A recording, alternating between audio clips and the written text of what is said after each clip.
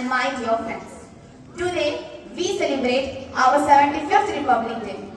It's a very auspicious occasion for all of us to commemorate the historical moment when our Constitution came into force, that is on 26 January 1950. But before starting, first let us know the meaning of Republic. What does Republic actually mean? Republic means a state in which power is held by the representative elected by the people of the country themselves. But do you know why do we actually celebrate Republic Day? Well, the reason is when we got independence from the British rule on 1947, we didn't have our own permanent constitution, and any nation would collapse if it doesn't have a strong constitution.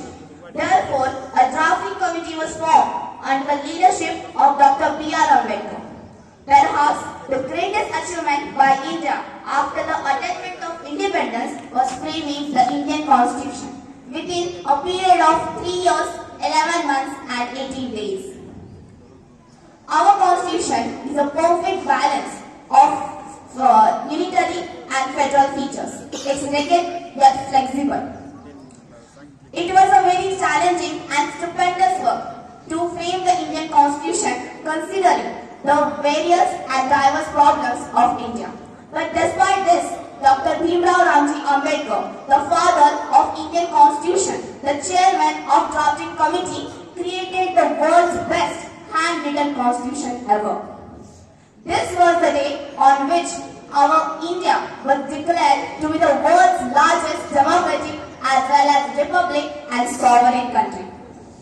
But why 26 January? Why we chose 26 January to be our Republic Day? Why we didn't choose Independence Day or Constitution Day itself to be celebrated as Republic Day?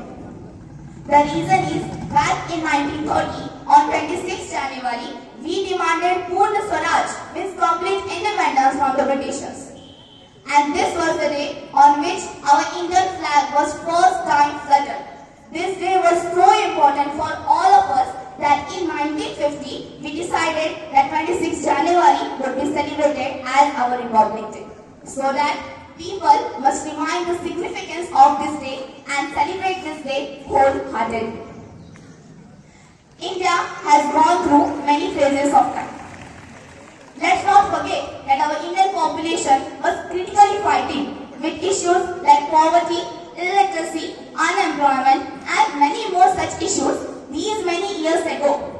We have fought with all of these problems and we have came across all of them in unison, and we pledge to keep fighting wars against the obstacles in society.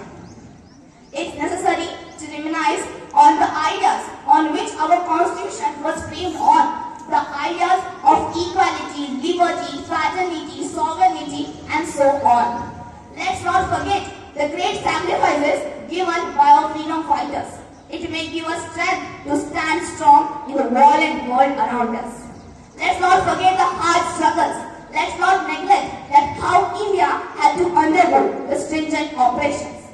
Let's make our country a better place to live in. But while saying all this, we might be missing on something very crucial, our roles. Our roles, our duties are more crucial than our expectations from the government. Anyway, in the end, it is the citizens who build a country, who create a country. Dear friends, we are the young souls of the nation. The revolutions look inside you. You are more powerful than you ever would be. Let's fill our heart with zeal, so that we must do for good for our country and for its people. Let's join our hands together to create an equalitarian, corruption-free and poverty-free society and give this world to the people who once had dreams about India. Let's not forget their great sacrifices and to us, the present of India, the future of India. While taking my leave, I would just like to say that freedom in mind, faith in our words and pride in our hearts. Let's salute our great nation on this Republic Day. Let's not forget our golden heritage and salute and